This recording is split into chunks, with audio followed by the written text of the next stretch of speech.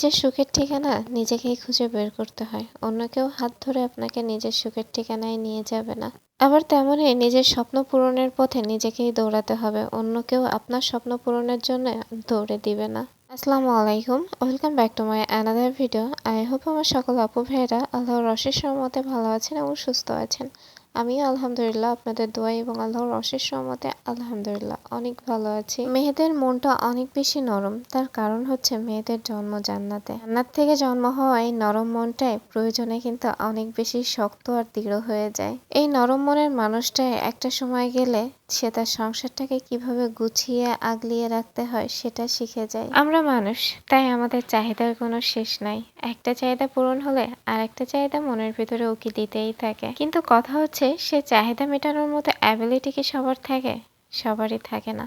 কারণ অ্যাবিলিটি যতটুকু থাকে চাহিদাও একটা সময় ততটুকুই থাকে, কিন্তু অ্যাবিলিটির বাইরে যে দিন যত যায় চাহিদাটাও তত বাড়তে থাকে। গতকাল রুহির আব্বু অফিস থেকে আসার পরে আমাকে বলল তাদের একটা মিটিং ছিল, সেই মিটিংয়ে একজন ঊর্ধ্বতন কর্মকর্তা এসে কিছু লেকচার দিল। সেই লেকচারের ভিতরে কিছু লেকচার ছিল যেটা আমাকে অনেক বেশি ভাবাইছে।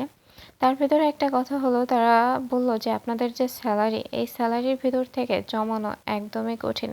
কারণ আপনারা যে স্যালারি পান সেই স্যালারিটা আপনাদের একদম ধরাবাঁধা একটা খরচের ভিতরে খরচ হয়ে যায়।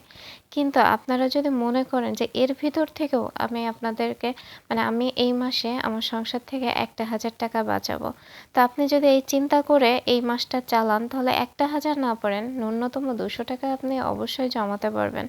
তো কথাটা আমার কাছে অনেক বেশি ভালো লাগছে। মোটিভেশনাল স্পিচ তো সবাই দেয়, কিন্তু সব কথা কি কাজে লাগে বা সব কথা কি বাস্তবের সাথে মিলে যায়? যায় না। তবে কিছু কিছু মোটিভেশনাল কথাবার্তা সত্যিই মনটা ছুঁয়ে যায় আর বাস্তব ছোঁয়া হয়। আমরা চাইলে আমাদের এই স্বল্প ইনকামের ভিতর দিয়ে আমরা আমাদের স্বপ্নগুলোকে একটু একটু করে সাজিয়ে তুলতে পারি।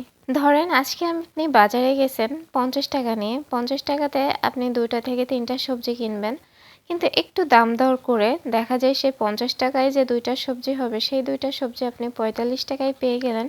5টা টাকা আপনার কাছে ওই টাইমে খুব বেশি একটা বড় অ্যামাউন্ট মনে হবে না, কিন্তু ওই 5টা টাকা আপনি একটা জায়গায় রেখে দিবেন, দিয়ে প্রতিটা দিন আপনার বাজার থেকে এইভাবে যদি আপনি 5 টাকা 5 টাকা করে সেভ করেন তাহলে মাস শেষে দেখবেন আপনার কিন্তু অনেকটা টাকাই জমা হয়ে গেছে। আর এইভাবে মাস করতে করতে বছর যাবে, বছর শেষে দেখবেন একটা হিউজ অ্যামাউন্ট জমা হয়েছে। আর এখান থেকে আপনি আপনার স্বপ্ন পূরণের একটু একটু করে ধাপে এগিয়ে যাবেন। কিন্তু আমরা মেয়েরা সব পারি, কথায় আছে না, আমরা নারী আমরা সব পারি।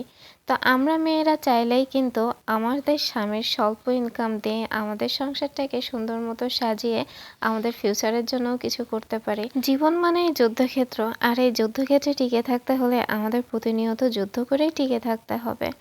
আমাদের স্বপ্ন বা চাহিদাগুলো আমাদের অনায়াসে কখনোই হাতের মুঠোয় এসে ধরা দিবে না। কষ্ট আর পরিশ্রম দ্বারাই আমাদের স্বপ্নগুলোকে পরিপূর্ণতা দান করতে হবে। খুব অল্প মানুষেরই কিন্তু স্বপ্ন দেখে বসে বসে একদম হাতের মুঠোয় স্বপ্নটা ধরা দেয়। খুব অল্প মানুষ আছে, তাদের অ্যাবিলিটি আছে বিধায় তাদের স্বপ্নগুলো তাদের হাতের মুঠোয় ঘরে এসে ধরা দেয়। কিন্তু আমাদের তেমনটা না, আমাদের একটু বুদ্ধি খাটিয়েই, একটু কষ্ট করে, একটু পরিশ্রম দিয়ে, মেধা খাটিয়েই কিন্তু আমাদের স্বপ্নগুলো আমাদের পূরণ করতে হবে। বিশেষ করে আমরা যারা মধ্যবিত্ত পরিবারে বসবাস করি আমাদের ক্ষেত্রে তো এই বিষয়গুলো অনিবার্য। জানি না আমার আপু ভাইদের কাছে আমার আজকের কথাগুলো কেমন লেগেছে, তবে হ্যাঁ, আমার আপুদের উদ্দেশ্যে একটা কথা বলবো আপুরা, স্বামীর ইনকাম যতটুকুই হোক না কেন সেটা কিন্তু আপনারই।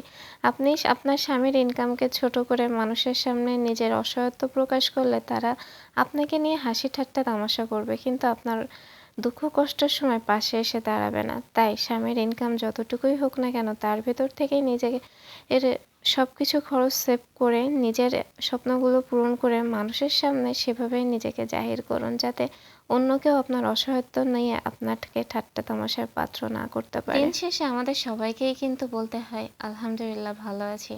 তাই বলবো এটা যেন মুখের কথা না হয়, আমাদের কাজ দ্বারা এটা যেন আমাদের মনের কথা হয়ে আমাদের মুখে ফুটে ওঠে। যাই হোক, অনেক কথাই বলে ফেলছি, এখন চলে আসি আমার ভিডিওর মেন টপিকে। সকাল সকাল তো অনেক কাজ সেরে ফেলছি, মেয়েকে নিয়ে স্কুল থেকেও চলে আসছি, এসে দুপুরে রান্না করছি। আর আজকে আমি বগুড়ার ঐতিহ্যবাহী আলু ঘাটিটা রান্না করছি। আমি সবসময় আলু ঘাটি রান্না করে আলুটা সেদ্ধ করে নিয়ে তারপর কষিয়ে কিন্তু আজকে একটু ডিফারেন্ট ওয়েতে আলু ভাজিটা করলাম। সেটা কিন্তু আপনারা যদি খেয়াল করেন ভিডিওর শুরুতে দেখতেই পেয়েছেন। আমি আলুটাকে পিস পিস করে কেটে নিয়ে সেটাই মশলার সাথে কষিয়ে দেন একটু পানি দিয়ে সেদ্ধ করে তারপরে আলুটাকে মশলার ভিতরে ভেঙে মানে ম্যাশ করে নিয়েছি, নিয়ে তার ভিতরে ঝোলের পানি অ্যাড করে দিয়েছি। এখন আলুটাকে আমি আরেকটু ভালো মতো ম্যাশ করে নিচ্ছি। এদিকে আমি কিন্তু কিছু ডিমও সেদ্ধ করে রাখছি, যেহেতু আজকের আলু ভাজিটা আমি ডিম সেদ্ধ দিয়েই করব। সাধারণত আলু ভাজি, ডিম সেদ্ধ, ডিম ভাজি আর হচ্ছে মাছ দিয়ে করা হয়, তবে মাছের থেকে আমার বাসায় বেশিরভাগ সময় ডিম ভাজি আর ডিম সেদ্ধটা দিয়েই করা হয়। তো আমার কাছে ডিম সেদ্ধটার থেকে ডিম ভাজিটা দিয়ে ভালো লাগে। যাই হোক, ওভারঅল কথা আছে আজকে ডিম সেদ্ধ দিয়েই করছি। আর অ্যাট লাস্ট আমি এই যে ধনিয়া পাতা অ্যাড করার পরে একটু ম্যাগি মশলা অ্যাড করছি, কারণ ম্যাগি মশলায় এই রান্নাটার স্বাদ দ্বিগুণ করে তোলে। আমার সমস্ত আপু ভাইদের কাছে আমার ভিডিওগুলো কেমন লাগে অবশ্যই কমেন্ট বক্সে জানাবেন। আপনাদের ভালোবাসা আর সাপোর্ট থাকলে ইনশাল্লাহ আমি সামনে এগিয়ে যেতে পারবো। আল্লাহ হাফেজ।